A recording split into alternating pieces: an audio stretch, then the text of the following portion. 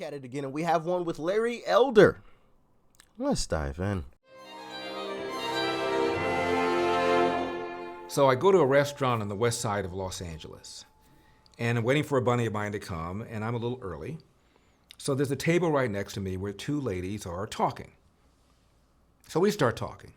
And it turns out they have known each other since the second grade. They are 85 years old. One of them is celebrating her birthday. And we started talking about California and about where the state's going. And at some point, it occurred to them who I was, that I ran for governor. By then, they had informed me that they were both Jewish, which would be relevant in a second, that one of them is a psychotherapist, the other one is a human rights activist. And then finally, one of them said, I know you. You ran for governor. And I said, that's right. And she said, who do you think I voted for? I said, you didn't vote for me. And she said, well, how do you know that? I said, let's see. We're in the west side of Los Angeles. You're both Jewish. One is a human rights activist. You're a psychotherapist. Read the clues. And she said, you're right. I didn't vote for you.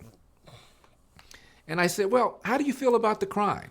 That here where we are in this part of LA, violent crime is up 40%. And by violent crime, I'm talking about shootings and homicides. And they both said it was outrageous. They even began to trash George Gascon, the soft on crime DA. And I said, well, what about homelessness? Outrageous. And one of them even said, the human rights activists, you know, it seems to me that once we have enough money for housing and for treatment for people who are alcoholic or who are drug abusers, then we should get them up off the streets.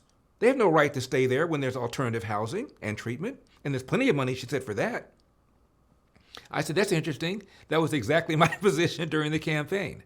I said, how do you like the fact that he shut down schools for a whole year when pre-pandemic 75% of black boys in our government schools could not read at state proficiency levels, and those levels are low because they keep lowering them so they can meet them, and the math scores are even worse. And I said half of all third graders in California government schools, and by the way, 80% of the students I mentioned to them are black and brown, half of all third graders could not read at state proficiency levels, and again, the math scores are even worse. And they said it was outrageous, all the money we're spending on education, yet our scores are that low compared to all the 50 states. Outrageous, they said. I said, are you okay with the way Gavin Newsom shut down the state because of the COVID pandemic? And they both said, well, we've been vaccinated. We believe in vaccines. I said, I believe in vaccines too. I've been double vaccinated, plus I had the booster. And they said, so have we. And I said, exactly. You and I are all in what are called high-risk groups. I don't know about you, but I have comorbidities. I've got a blood condition. I have high blood pressure. My doctor strongly advised me to get vaccinated. I'm assuming yours did as well. They said they did. I said, you okay with the fact that because we took care of ourselves, everybody else also had to be punished by not being able to go to school and many people losing their businesses? I said a third of all restaurants are now gone forever because of the way Gavin Newsom shut down the state. And they all agreed, we were finishing each of the sentences at this point, they all agreed it was incredibly dumb and it wasn't consistent with the science. And I said, does it bother you that Gavin Newsom had his own kids attending in-person private school? That he was at that French Laundry restaurant with the very people that drafted the mandates, not wearing masks, not engaging in social distancing? They said it was outrageous. I remember seeing those images when they came out. You're commanding your people to do something while you are doing the exact opposite.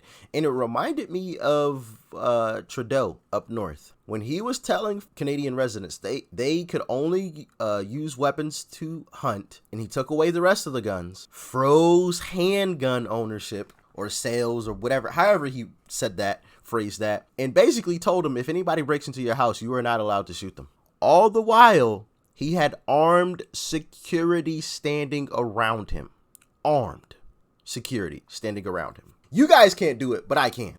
A little weird, huh? Doesn't sound like a very genuine person telling me to do one thing while you're doing the exact opposite. I have to wear a mask, but you can walk around freely.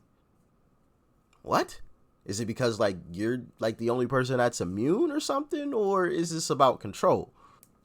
Weird, huh? I said, you know, people are leaving California for the very first time, and they both said they had friends who had left. I did hear about that I said, let me get this straight. You agree with me on crime.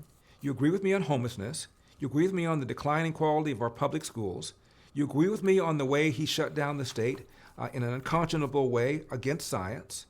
You are outraged at the cost of living that's causing people to leave California for the very first time in our state's history. Yet you pulled that lever from my opponent. Why? And they both went, I said, before you answer, I know the answer. And they said, what? I said, you just could not pull that lever for a Republican. And they laughed and they agreed that that was true. And they both said, you know, we are adamantly in favor. But before he dives deeper into that, and that is why I had stated once before, maybe a couple times before, that we should get rid of those labels, Republican and Democrat. We should get rid of those labels because it creates this this blind loyalty. Simply because he had the label of Republican, they would not vote for him, even though they agreed on just about everything. They agreed. Oh, how do you feel about this? Okay, great. You know, I was campaigning for the same thing. How do you feel about this issue? Oh, great. I was campaigning for the same thing. What about this one? I was saying the exact same thing. But, Larry, you're a Republican. Of course we can't vote for you. How idiotic is that? You completely agreed with this man on everything, just about everything. And simply because of the party he happens to be attached to, you said no. Talk about blind loyalty. My goodness. That's the definition of it right there. They laughed and they agreed that that was true. And they both said, you know, we are adamantly in favor of the pro-choice position. And we know you're pro-life. I said, that's right. And we're in California, where the supermajority Democrats govern the state. They all feel the same way you do about abortion. What makes you think, had I became governor, there would have been a bill on my desk restricting abortion rights? Zero chance that would happen. So you didn't vote for me because of a likelihood that was zero? Does that make any sense? Again, the issue is you just can't pull that lever for a Republican. Now, you know, there's a new poll out by UC Berkeley, and they asked voters to rate Gavin Newsom on 10 issues. On 9 of the issues, the man was underwater. Homelessness, crime, state budget, education, drought, wildfires, health care. The only category in which he was not underwater was climate change, and he was only above water by 1 point. Now, regarding their refusal to pull that lever for a Republican, even worse, I voted for Trump. Remember when Gavin Newsom gave his ungracious victory speech when he survived the recall? I said this many, many times on the campaign trail. You know, we may have defeated Trump, but Trumpism is not dead in this country. As to my new dinner companions, the ladies, pretty soon we were completing each other's sentences on crime, on homelessness, on COVID, on all sorts of other things. And finally one of them said, what are you drinking? And I said, I'm having a little vodka and cran. And they said, put it on me. Well, on this night, they set aside their hostility towards a Republican, and Trumpism for one night was put to rest. I'm Larry Elder, and this has been the Larry Elder Show for Epic Times. I'll see you next time. So these ladies found out that when we really dig deeper, we have a lot more in common than what you may think, than what some people in power want us to believe. We have a lot more in common. Don't let labels make us enemies. We're all on the same boat. Right now, that boat is sinking. There's some holes that need to be fixed before it all goes down. And trust me, if it goes down, we all go down with it. There's no life vest. There's no inflatable boats hanging off the side to rescue us. This is it. And like I said, it's one of the reasons why I think we should get rid of political parties. It's become this blind loyalty and this hatred. If you mention Republican, there's some people that will look at you like you have 10 eyes or something. If you mention Democrat, there's people that will look at you like you have 40 eyes or something just because of the label. You don't have to be a far left or far right. You could be somebody that's right in the middle, or what the middle is supposed to be, because I feel like the middle has definitely shifted more recently. And it's why the who said that? I want to say it was Elon tweeted, "I didn't leave the left, or I didn't leave Democrats, they left me," or something like that. But it could be somebody that traditionally was center. They swayed kind of back and forth. But if you mention, oh yeah, Democrat, or oh yeah, Republican, the other side will look at you like you're an idiot. And I'm like, yo, just because of the label, you didn't even hear what that person had to say. But nope, you're a Republican. You're the enemy. I don't want to hear a thing you have to say. People like Sonny hosting on The View. If you're black and you're a Republican, you're an oxymoron.